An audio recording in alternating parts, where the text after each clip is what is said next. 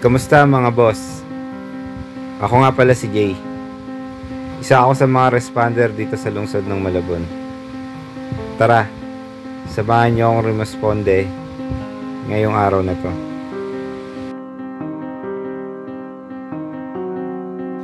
Okay mga boss, nandito na tayo sa S5. At ngayon, naghahanda na tayo para sa unang responde natin. At kasama pala natin si Responder 56. Siya yung makakatim natin ngayong araw na to. Unang responde mga boss, patient conduction. Ihatid natin sa Pabella Hospital yung apo ni Responder 21. Kung naalala nyo doon sa nakaraang vlog ko, hinatid din natin sa Pabella yung apo ni Responder 21 dahil sa merong halak sa kaplema. Ngayon, babalik sila sa Pabella para ipa-check up ulit yung baby. Ngayon, nandito na po tayo sa may Pabella Hospital. Dito po yan sa may Tayuman. Ito po yung bagong bukas na Pabella Hospital. At syempre kasama pa rin natin si Responder 21. Kasama yung anak niya sa yung apo niya para ipa-check up dito.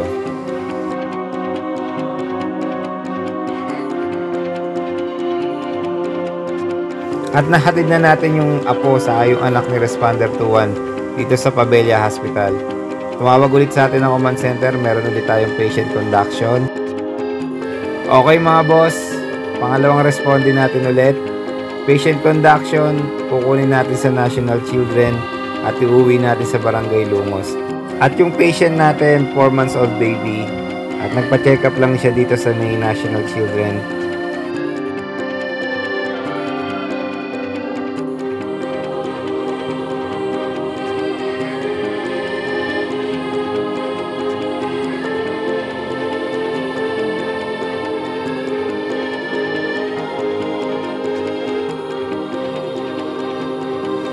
At nandito na tayo sa Barangay Lungos.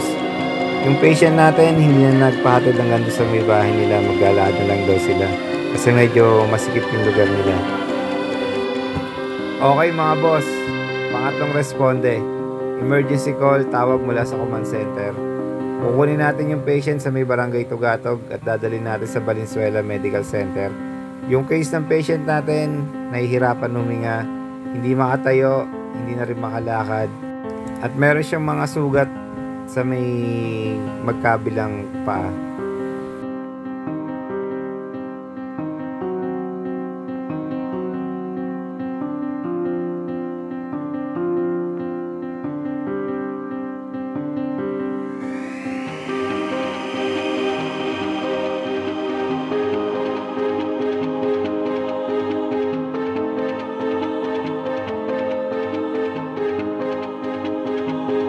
At nandito na tayo sa Valenzuela Medical Center.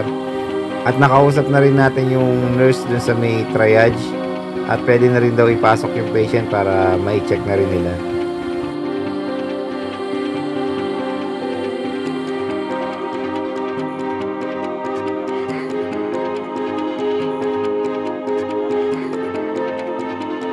At nakabalik na tayo sa S5 mga boss. At nandito tayo ngayon sa may MAC dahil yung ERT team nagluto ng ulam sa anong pagkain, kaya dito na lang tayo makikikain. Tara, kain tayo mga boss. Ako nga pala si Jay, isa sa mga responder dito sa lungsod ng Malabon. At ito ang nangyari sa akin ngayong araw na to.